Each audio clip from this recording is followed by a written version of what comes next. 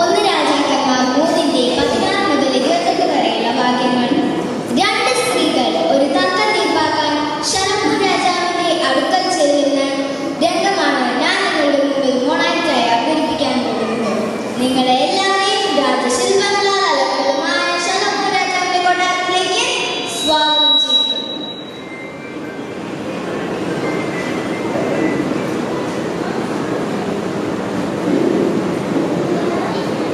പ്രഭു, രണ്ട് സ്ത്രീകൾ അങ്ങേ കണ്ട് പരാതി ബോധിപ്പിക്കാൻ എത്തിയിരിക്കുന്നു.